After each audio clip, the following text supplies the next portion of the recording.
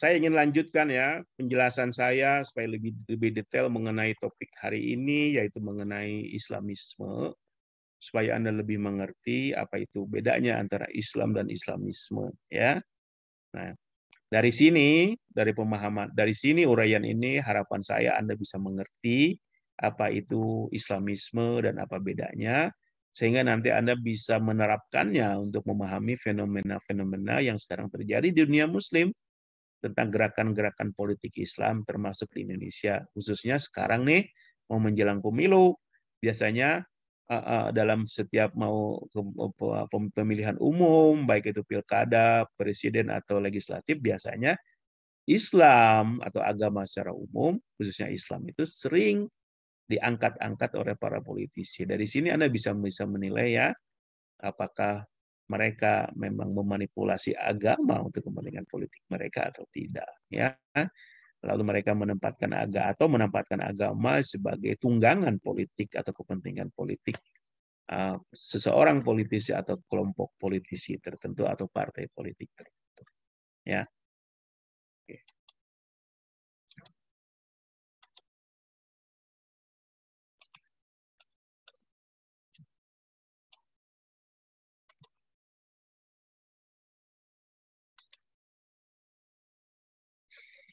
Oke. Ini topik kita hari ini, minggu ke-12, Islamisme. Ya. Tolong diperhatikan supaya Anda mengerti ya. Nih saya walaupun sudah begini, saya tidak lupa membaca. Ya, membaca. Ini bacaannya. Ini sumber artikel dari Mehdi Mozaffari tentang What is Islamism? History and Definition of Concept dari jurnal Totalitarian Movements and Political Region yang akan menjadi dasar uraian saya berikut ini tentang apa itu Islamisme. Jadi kalau saya aja masih membaca, apalagi Anda, ya, ingat membaca adalah kewajiban Muslim dan itu wahyu pertama agama kita, ajaran pertama agama kita. Oke, mari kita mulai dengan definisi atau pengertian apa itu Islamisme, ya. Nah, Islamisme dalam bahasa Inggrisnya Islamism. Nah, kata Islam di belakangnya ada ism. Nah, oke. Jadi pertama Islam ada ism. Nah, oke. Jadi Islam itu mengarah menunjuk kepada sebuah wahyu Tuhan yang diberikan kepada Nabi Muhammad dan disebarkan kepada pengikutnya yang seperti yang termasuk kita. Kalau ism adalah sebuah ideologi atau sebuah paham. Jadi di sini kita bisa melihat apa itu Islamisme. Nah, apa itu Islamism atau Islamisme? Nah, ini penjelasannya. Islamisme adalah a religious ideology with a holistic interpretation of Islam whose final aim is the conquest of the world by all means. Nah, ini. Jadi Islamisme itu beda dengan Islam. Yaitu ketika Islam dijadikan sebagai sebuah ideologi politik atau paham politik.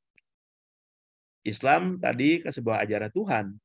Tapi kalau tambah isme adalah Anda menjadikan Islam sebagai paham politik Anda dan Islam dijadikan sebagai ideologi politik Anda dan dijadikan sebagai alat untuk memperoleh tujuan-tujuan politik Anda.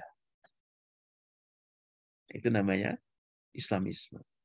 Jadi Islamisme adalah ideologi keagamaan yang menganggap bahwa Islam itu adalah agama yang meliputi berbagai hal termasuk tujuan mengurusi masalah politik yang tujuan akhirnya adalah the conquest of the world. Apa namanya conquest of the world itu? Penguasaan dunia oleh kelompok-kelompok pendukung Islamis. By all means, artinya dengan sarana apapun, termasuk melakukan kekerasan, terorisme, dan hal yang kita anggap melanggar hukum. Nah, itu yang disebut dengan Islamisme. Nah, dalam bahasa Arab, orang-orang yang mendukung atau memiliki paham Islamisme itu disebut dalam bahasa Inggris dulu ya. Orang yang memiliki paham Islamisme disebut Islamis. Yang ini orangnya, dia orang yang mendukung paham Islamis. Di bahasa Arab disebut Islamiyun. Itu jamaknya. tunggalnya Islami. Ya, oke. Itu kaum Islamis. Nah, ada tokoh Islam terkenal dari Sudan namanya Hasan Al-Turabi, dalam bukunya Al-Islam wal Hukum, Islam dan Government, dia mendefinisikan Islamiyun atau Islamisme itu sebagai begini.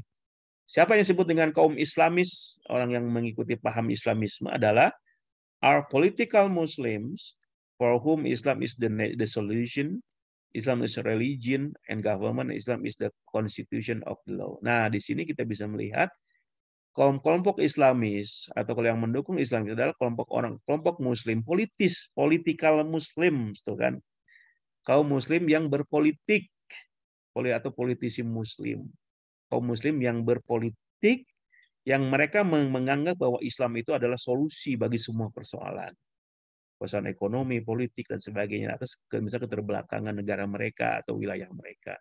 Dan mereka menganggap bahwa Islam itu adalah hukum yang harus dipegang. Nanti dijadikan sebagai hukum negara yang mereka cita-citakan.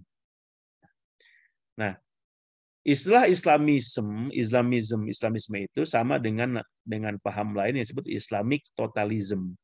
Yaitu yang menganggap bahwa ajaran Islam itu ajaran yang total.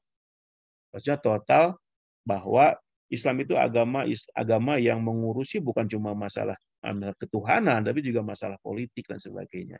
Jadi di sini kental sekali sisi politiknya. Jadi mereka menganggap bahwa Islam itu Islam yang seperti segala rupa lah. Nah, padahal kan kita harus bertanya juga, betulkah Islam itu mengurusi segala hal? Oke, apakah Islam mengurusi masalah bagaimana membangun sekolah, ya kan? Nah, kita harus hati-hati juga di sini paham bahwa Islam itu adalah agama yang sempurna, meliputi berbagai hal. Kita harus kritis juga dalam hal apa. Yang saya pahami adalah yang disebut dengan Islam adalah Islam yang sempurna itu dalam hal Islam berisi ajaran-ajaran yang universal dalam hal prinsip-prinsip dasarnya. Tapi hal yang spesifiknya tidak. Sebagaimana Anda membangun rumah, itu tidak diajarkan oleh Islam. Tapi yang diajarkan oleh Islam adalah buatlah rumah yang baik kepada tetangga Anda. Kan begitu. Gitu ya. Nah, Islamisme juga atau Islamisme identik dengan paham Islamic State atau negara-negara Islam, yaitu kelompok-kelompok yang ingin sebuah paham yang bertujuan mendirikan negara Islam.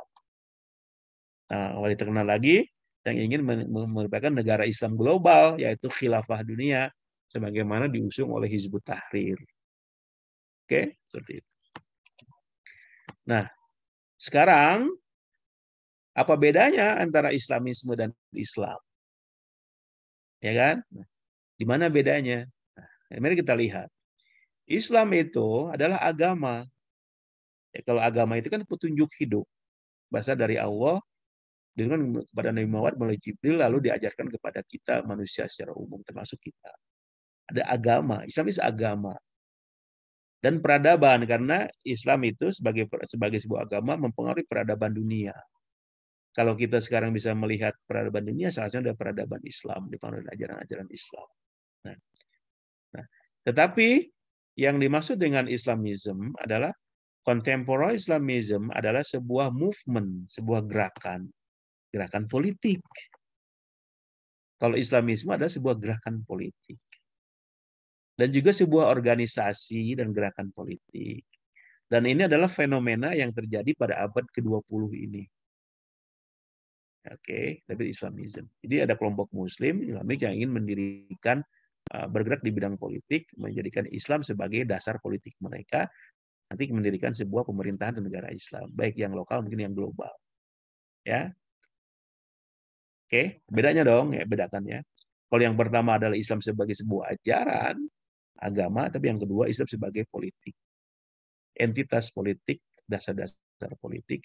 Jadi agama itu dijadikan sebagai sarana dan inspirasi politik. Aspirasi politik. Nah, sejak kapan munculnya Islamisme ini? Yaitu muncul ketika berdirinya Al-Ikhwanul Muslimun di Mesir. Dalam bahasa Inggris, The Muslim Brotherhood yang didirikan oleh Hasan al-Banna di Mesir pada tahun 1998. Itu mulainya sebenarnya. Kalau Anda lihat, Al-Ikhwanul Muslimin itu bergerak munculnya di Mesir, tapi kemudian menyebar ke seluruh dunia termasuk ke Indonesia. Dan nanti Anda bisa menebak gerakan Islamisme itu masuk ke Indonesia, wujudnya sekarang apa? Ya, itu menyebar di kampus, masuk juga ke partai politik kita. Ada partai politik di Indonesia yang dasar ideologinya adalah Al-Ikhwanul Muslimun. Walaupun sekarang mungkin partai itu sudah mulai juga tidak sepenuhnya mengikuti tujuan-tujuan politiknya Al-Ikhwanul Muslimun. Oke. Nah, mari kita lihat lebih lanjut tentang Islamisme ini. Sebuah paham atau ideologi disebut Islamisme kalau memiliki komponen-komponen berikut ini. Komponen pertamanya adalah satu, religious ideology. Nah, Islamisme itu adalah sebuah ideologi keagamaan. Artinya sebuah ideologi tetapi berbasis kepada agama atau menjadikan agama sebagai ideologi politik. Ideologi kepentingan-kepentingan mereka. Maka adalah religious ideologi, ideologi keagamaan. Menjadikan agama sebagai ideologi atau basis ideologi mereka, khususnya ideologi politik. Nah, tadi kalau Islamnya sendiri adalah tadi itu religion and civilization. Islamnya sendiri adalah agama dan civilization, peradaban. Tapi kalau ada ism di sini, non-Islamic suffix ism itu adalah sebuah apa namanya imbuhan yang tidak Islami, bukan berasal dari tidak Islam. A distinctive practice, sebuah praktis yang berbeda, sebuah sistem, sebuah filsafat, juga sebagai ideologi politik atau sebuah gerakan. Jadi kalau ada ism di situ, Islamisme adalah sebuah gerakan, sebuah sistem, sebuah filsafat, sebuah paham, sebuah ideologi politik yang menjadikan Islam sebagai dasar atau tujuan-tujuan dan sarana-sarana mencapai politik, tujuan-tujuan politik tertentu. Ya. Nah, dengan demikian Islamisme itu dasarnya ada dua. Satu, Islami sebagai ideologi, dan di dalamnya juga ada agama. Nah, bayangkan ya, kalau ada dalam sebuah paham ideologi, ada dua unsur, ada ideologi, ada agama. Nah, biasanya kalau bicara tentang agama, kita semua otomatis langsung menerimanya sebagai kebenaran, tanpa pernah berpikir bahwa itu adalah di dalam unsurnya, dalam unsur tertentu, ada manipulasi agama untuk kepentingan politik. Nah, ini yang berbahayanya di situ. Ya. Bagi orang awam, atau orang yang tidak berwawasan luas, walaupun berpendidikan, berpikiran pendek, ketika sebut-sebut agama, langsung menerima sebagai sebuah kebenaran. Ayo kita dukung, gitu kan. Padahal dia tidak berlaku kritis pada dalamnya adalah sebuah bagaimana agama dijadikan sebagai sebuah tunggangan bagi tujuan politik tertentu. Jadi dalam Islamisme ada agama yang dijadikan sebagai sarana, sebagai model, sebagai bahasa kasarnya mungkin bahasa tunggangan ya, itu untuk tujuan-tujuan politik seseorang atau sebuah kelompok. Nah, komponen kedua dari Islamisme adalah, nah ini paham mereka ya, para pendukung Islamisme berpandangan bahwa Islam itu adalah agama yang sempurna tadi itu. Ya, bukan cuma urusan ibadah, tapi juga urusan politik. Maka mereka menganggap bahwa Islam itu harus mewujud dalam tatanan politik, mewujud dalam pemerintahan negara. Islam itu harus menjadi dasar negara. Islam itu harus menjadi sebuah komponen, sebuah menjadi negara, baik itu lokal atau nasional atau global. Nah, itu. Nah, orang-orang pendukung ini pandangannya seperti itu. Mereka sangat generalis menganggap bahwa Islam itu agama yang murni itu menurut pandangan mereka adalah agama Islam yang aspek-aspeknya itu meliputi seluruh kehidupan manusia, ya, politiknya, sosialnya dan sebagainya, dan ekonomi dan sebagainya. Nah, itu. Pada titik global ini tidak ada masalah. Saya juga setuju bahwa Islam mengajarkan, memberikan kita petunjuk-petunjuk kepada bagaimana kita menjalani kehidupan ini dalam berbagai aspek kehidupan kita. Tetapi yang menjadi masalah ketika mereka menganggap bahwa keseluruhan itu aspeknya sampai ke detail-detailnya gitu. Padahal yang sebenarnya adalah Islam meliputi berbagai menyeluruh itu adalah dalam Islam mengandung prinsip-prinsip universal, yaitu keadilan, contohnya kebenaran, tidak diskriminatif, yang itu berlaku bagi kapan saja. Ini yang harus dipegang sebenarnya. Tapi tidak kepada hal yang sangat spesifik detail. Itu diserahkan kepada manusia. Nabi sendiri bilang urusan-urusan detailnya, urusan dunia itu antum a'lamu bi umuri dunyakum. Nah, jadi hal-hal keduniaan serahkan kepada kita. Agama hanya mengatur nilai-nilai universalnya aja. Ya. Seperti bagaimana Anda ingin membuat rumah, Anda silakan bentuknya rumah seperti apa, model Baratkah, model Timurkah, model Sundakah dan sebagainya. Ya silakan. Tapi yang jelas nilai-nilai Islam itu ada dalam rumah Anda itu. Misalnya sebenarnya adalah Anda harus rumah Anda terbuka untuk tetangga Anda, tidak menutup diri. Nah, contohnya seperti itu. Kepedulian terhadap tetangga. Oke. Nah, ini yang disebut dengan bahwa kelompok-kelompok Islamis menganggap bahwa Islam itu agama yang holistik, mengikuti agama Islam sebagai mengurusan agama, dunia, dan juga masalah pemerintahan. Karena kenapa ada pemerintahan? Karena mereka tujuannya memang politik, merebut kekuasaan untuk mendirikan sebuah negara, baik nasional atau global. Yang global itu nanti diusung oleh Hizbut Tahrir. Ya.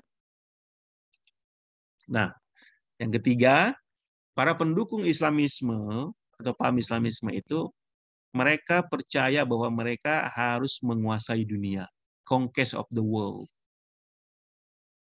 Nah, karena tujuannya politik, mereka ingin menguasai dunia tuh, ya. Berarti penguasaannya secara politik. Jadi dalam pandangan mereka umat Islam itu harus menguasai dunia, ya. Nah, dalam menurut mereka Islamis ini, bahwa dunia yang sekarang ada ini dunia yang kacau, dunia yang tidak benar. Dalam pandangannya Hasan al-Banna, Said Qutb adalah kita ini sekarang masih di zaman jahiliyah. Maka sebut mereka menurut Said Qutb, kita ini berada di Qutb adalah tokoh Islam Ikhwanul Muslimin ya. Kita ini disebut berada di zaman modern jahiliyah modern. Artinya mengatakan kita ini tidak hidup dalam Islam. Kehidupan kita tidak Islami. Ya. Itu pahamnya. Gitu kan? Seperti itu. Nah, orang pendukung Islamis berpendapat bahwa Islam itu merupakan agama yang universal. Karena itu kalau agama universal harus menguasai dunia secara politik juga.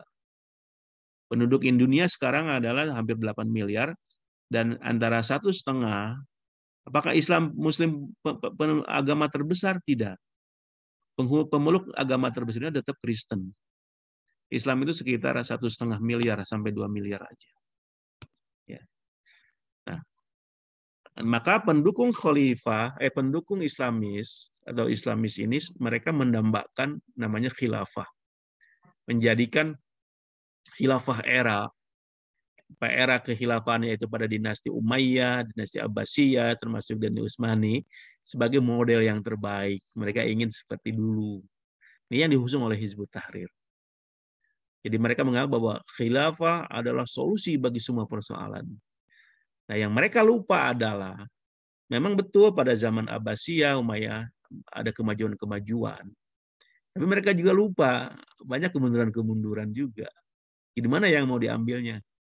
Ya, justru pada zaman Abbasiyah memang terjadi kemajuan umat Islam dalam hal ilmu pengetahuan, tetapi juga pada yang sama juga terjadi pertumpahan darah yang luar biasa, penyerangan kemana-mana, apalagi pada dinasti Umayyah. Maka kita lihat tuh perebutan setelah terjadi. Dinasti Umayyah itu hanya berusia 95 tahun, lalu diambil oleh dinasti Abbasiyah 250 tahun, hancur juga, ya. Lalu baru muncul dinasti Turki Utsmani. Utsmani juga hancur setelah 500 tahun. Ya, seperti itu. Jadi mereka merindukan kembali kepada dinasti khilafah itu. Dan mereka menganggap sistem khilafah sebagai solusi para umat Islam. Nah, jadi karena begitu utopia of global rule of Islam. Nah, ada utopia di situ. Utopia itu adalah sebuah angan-angan mengangankan bahwa ada pemerintahan global Islam dengan sistem khilafah itu. Itu kalau mengislami seperti itu. Ya. Jadi jelas di situ bahwa mereka menjadikan Islam sebagai tujuan politik mereka dan mereka menganggap bahwa Islam itu adalah harus menjadi sebuah entitas politik, pemerintahan politik. Nah, kita bertanya, apakah betul begitu? Apakah ada ayat Al-Quran yang menyatakan kita menyuruh kita membuat negara Islam atau khilafah dunia? Ada nggak? Coba tunjukkan kepada saya, ada nggak ayat Al-Quran yang menyuruh kita mendirikan negara Islam? Atau hadisnya ada nggak? Oke? Nah, disinilah nanti terletak namanya penafsiran. Tafsiran ayat-ayat Quran atau Sunnah berdasarkan versi mereka.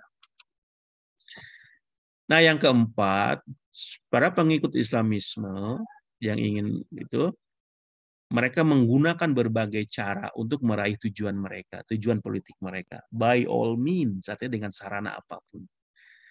Nah, untuk mencapai tujuan-tujuan politik mereka, kaum Islamis menggunakan berbagai cara ya meraih kekuasaannya itu, baik di lokal, nasional, atau global ya. Dari mulai propagation, dari mulai dakwah, dakwah mereka dibungkus dengan dakwah politik ya, kemudian atau melalui indoktrinasi, yang mungkin indoktrinasinya itu adalah damai, atau kemudian perjuangan politik, sampai kepada itu yang damai ya, sampai kepada cara-cara yang tidak damai, sampai kekerasan itu mereka gunakan. Contohnya apa? Osama bin Laden melalui Al-Qaeda dan ISIS itu jelas adalah mereka tujuannya adalah global Islamic rule. Jadi mereka menggunakan cara-cara kekerasan. Bagi mereka cara apapun sah. Membunuh orang, teroris Islam, termasuk saudaranya sendiri kalau dianggap melanggar atau menghalangi tujuan politik mereka. Ya, seperti itu. Nah, kekerasan metode yang dipakai apa? Pembunuhan. Itu sering terjadi. Saudara sendiri dibunuh, apalagi orang lain. Sandra, kemudian tindakan teroris, kemudian tindakan bunuh diri, dan mungkin sampai kepada pembantaian penduduk sipil. Itu terjadi. Nah, kalau Anda membaca, di minggu lalu saya jelasin nggak masalah Wahabisme? Jelasin ya. Nah, dalam salah satu upaya penyebaran Wahabisme yang bekerjasama dengan Bani Saud itu, yaitu sampai kepada pembunuhan secara massal umat muslim di kampung-kampung yang ada di Najd ketika itu. Banyak yang meninggal. Karena mereka tidak mau mengikuti pahamnya Muhammad bin Abdul Wahab. Ya, jadi massacre of civil population, pembantaian masyarakat sipil itu terjadi. Ya, nah, all Islamists do not use violence of all the time. Nah, meskipun demikian, tidak semuanya sih kaum pendukung Islamis menggunakan cara-cara kekerasan, tidak. Ada yang damai juga. Ya, contohnya Hizbut Tahrir. Hizbut Tahrir itu cara-caranya damai. Ya, tidak ada demo sih demo, tapi tidak ada kekerasan. Secara umum ya. Tapi tujuan mereka adalah tujuannya politik Islam, mendirikan pemerintahan Islam global. Ada juga yang kekerasan seperti tadi ISIS dan Al-Qaeda. Ya. Di Indonesia juga ada Jamaah Ansarut Tauhid, Jamaah Islamiyah dan sebagainya. Itu yang menggunakan kekerasan, pembunuhan, terorisme, pembakaran, umat dan sebagainya ya. Itu baik dilakukan kepada sesama Muslim yang mereka anggap kafir atau togut, atau kepada non Muslim. Termasuk misalnya pembakaran dan perusakan gereja. Itu bagi mereka itu sah. Bahkan mengambil harta Anda sendiri, orang tua Anda boleh. Nah, karena dianggap kalau Anda tidak mengikuti mereka, Anda dianggap adalah musuh Anda, menghalangi perjuangan Anda. Karena itu harta Anda boleh diambil. Maka sering Anda dengarkan beritanya, pengikut kelompok ini mengambil harta orang tuanya, ya kan? Merampok dan sebagainya. Karena mereka anggap orang seperti itu adalah, karena mereka menganggap situasinya dalam perang. Kalau dalam perang boleh mengambil apa saja, ya, termasuk mengambil harta orang, merampok dan sebagainya. Termasuk saudaranya sendiri boleh diambil, sampai kepada pembunuhan. Karena mereka anggap ini adalah strategi perang, ya. Nah, itu pemahaman mereka. By all means, dengan sarana apapun untuk mencapai tujuan mereka, baik cara damai, atau cara-cara kekerasan, pembunuhan, terorisme, dan sebagainya. Oke, seperti itu. Tapi tidak semuanya. Nah, mari kita lihat mengenal tokoh-tokoh Islamisme. Siapa sih? Kita melihat dari dunia aja ya. Nah, tokoh-tokoh pembawa Islamisme atau gerakan Islam politik adalah tadi tuh para pendiri Al-Ikhwanul Muslimun di Mesir. Nah, sekarang menyebar ke ke Indonesia, ke negara mananya. Di Mesir sendiri mereka diusir-usir tuh, walaupun setelah Arab Spring mereka pernah berkuasa 1 tahun dengan presidennya Morsi, tapi kemudian digulingkan oleh militer yang sekarang. Menyebar ke Arab Saudi, di Arab Saudi ketemu dengan kelompok-kelompok yang Salafi, yang mereka nanti menentang pemerintah Saudi dan sebagainya. Menyebar ke Indonesia. Oke. Contohnya, tokohnya siapa? Hasan al-Banna, yang paling terkenal ya. Hasan al-Banna dan Sayyid Qutb dari Mesir. Nah, ini dua tokoh ini menjadi idola bagi kelompok-kelompok Islamis di Indonesia, terutama yang menyebar di kampus-kampus. Nah, oke. Ini partai Islam di Indonesia yang dekat pahamnya terhadap Al-Ikhwan Muslimin adalah Partai Keadilan Sejahtera. Ya. Walaupun sekarang mungkin sudah mulai mengadakan reformasi di dalamnya, tidak persis seperti ideologinya Al-Ikhwan Muslimin. Ya. Minimal sejak ketika pendirian awalnya deh. Ya. Kemudian Ayatullah Khomeini di Iran, itu jelas tuh ya, seperti itu. Jelas itu paling Iran itu dengan Ikhwannya adalah bukti nyata dari bagaimana Islam dijadikan sebagai tujuan-tujuan politik dan mendirikan negara Islam. Ya. Di Arab Saudi itu jelas dulu ketika terjadinya perpaduan antara gerakan Wahabisme dan Bani Najid, Bani Saud dalam mendirikan negara Arab Saudi sekarang. Di Pakistan ada namanya Abul Ala Maududi, tapi di Pakistan tidak berhasil. Ya. Tapi mereka muncul dalam gerakan-gerakan yang anti Syiah misalnya di sana banyak orang-orang Syiah yang dibunuh di sana, masjid dihancurin. Kalau Anda mendengar beberapa bulan yang lalu ada masjid yang dibakar setelah Jumatan. Orang-orang di sana itu setelah Jumatan lalu membunuh orang, terutama orang-orang Syiah yang mereka bunuh. Padahal sesama Muslim juga ya. Nah, kemudian secara organisasi Al-Ikhwanul Muslimun, Hizbut Tahrir dan Al-Qaeda ISIS itu jelas. Kemudian di Lebanon adalah Hizbullah. Hizbullah ini juga didukung oleh Iran. Ada Hamas di Palestina, terjelas itu Hamas itu adalah di Palestina ada Hamas, ada Al-Fatah ya. Hamas itu jelas mendirikan negara. Al-Fatah beda lah. Al-Fatah lebih moderat. Adalah Laskar Thayyibah di Kashmir yang ingin membebaskan Kashmir dari India. Ya. Nah, apakah gerakan Islamisme itu tunggal? Artinya semua para pendukungnya, tokoh-tokohnya itu bersatu di dunia. Ternyata tidak jawabannya. Nah, walaupun mereka punya tujuan sama menjadikan agama sebagai politik mereka, menjadikan agama sebagai sarana politik mereka, tujuan mereka, tapi ternyata para pendukung Islamis di dunia ini, termasuk di Indonesia, itu adalah mereka terpecah, bukan gerakan yang satu. Nah, gerakan ini tidak punya pusatnya. Kita nggak tahu pusatnya di mana. Ya, have no centers. Tidak ada di mana tidak ada pemimpin pusatnya, tidak ada. Oke, tidak ada. Jadi terpecah-pecah kepada kelompok-kelompok tertentu. Tapi saya sebut tadi itu banyak kan. Kemudian tidak ada pemimpin, mereka juga tidak punya pemimpin global yang tunggal. Tidak ada tidak di bawah satu pimpinan global. Masing-masing dalam pimpinan sendiri, Al-Qaeda dengan Al-Qaeda, ISIS dengan ISIS, dengan Muslimin. Mereka sendiri, termasuk HTI juga, Hizbut Tahrir, tidak bersatu. Mereka masing-masing punya pimpinannya sendiri. Karena di antara mereka juga kadang berbeda pendapat. Nah, Islamisme itu ada di semua kelompok Muslim, baik di Sunni atau di Syiah. Ada juga. Ya, di Syiah juga ada kelompok Islamis, di Sunni juga ada. Kalau di Sunni misalnya yang Wahabi, yang berbasis Wahabi itu yang paling jelas. Ya. Kemudian, tetapi meskipun demikian, mereka punya kesamaannya. Mereka tidak bersatu, tapi punya kesamaan. Kesamaannya apa? Mereka percaya kepada bahwa Islam itu agama yang totaliter, agama yang total. Tadi saya sebutkan tadi, ya, membahas mencakup berbagai aspek termasuk politik. Nah, mereka punya tujuan yang sama. Mereka sama-sama ingin mendirikan global ummah. Mereka ingin ada pemerintahan global Islam. Mungkin nggak ya seperti itu? Mereka meniru, membanggakan seperti orang-orang Katolik yang punya paus di Roma, gitu, seperti itu. Mereka juga ingin tuh, umat Islam itu hanya pemimpin dunianya. Tapi ketika ditanya siapa, mereka juga bingung. Pasti mereka akan menganggap pemimpin dari kelompok kami. Ya, gitu, seperti itu. ISIS akan mengklaim pemimpin dunia adalah pemimpin kami. Al-Qaeda juga sama, Hizbut Tahrir juga sama, ya sebagainya. Akhirnya tidak bersatu. Walaupun aspirasinya sama, ingin mendirikan pemerintahan global Islam. Nah, yang terakhir, kesamaan yang keempat, satu, dua, tiga, keempat, adalah ketiga, mereka sama-sama anti Barat.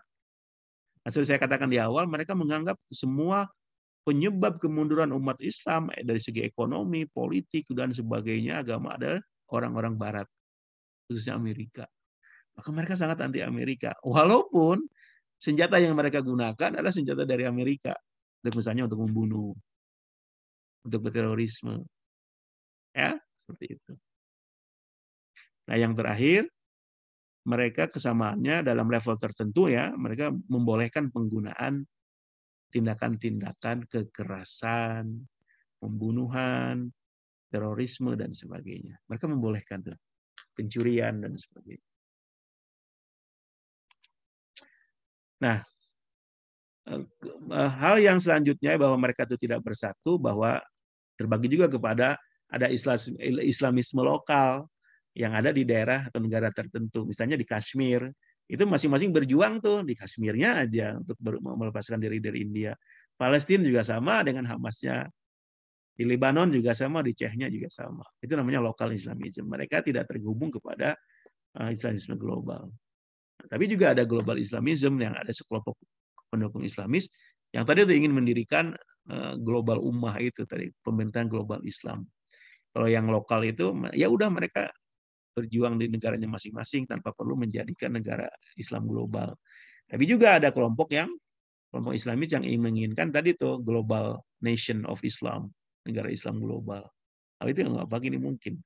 Contohnya yang tadi tuh Ikhwanul Muslimin, kemudian Hizbut Tahrir, itu adalah kelompok-kelompok yang menginginkan global Islam. Ya. Di sini kita bisa melihat bahwa ada utopia di situ. Utopia itu adalah angan-angan yang mungkin tidak apakah mungkin seperti itu. Nah, ya, dan mungkin ini bisa kita perdebatkan ya seperti itu. Setidaknya Anda bisa mengkritisi pikiran-pikiran mereka. Apakah itu logis, apakah itu berlandaskan, dan sebagainya ya. Oke.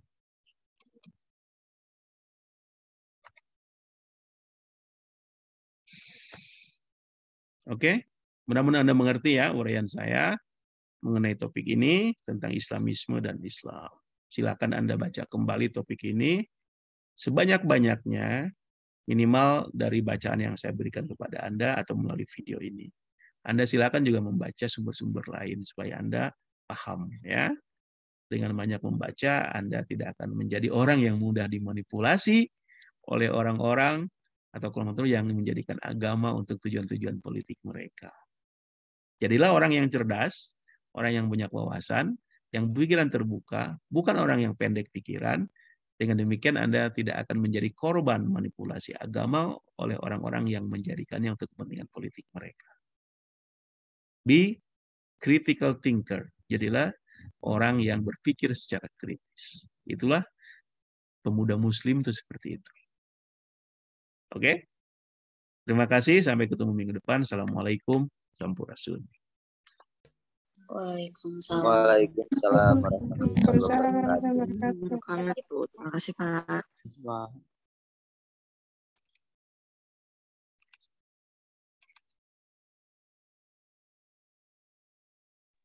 Atur nuhun Pak. Sami-sami.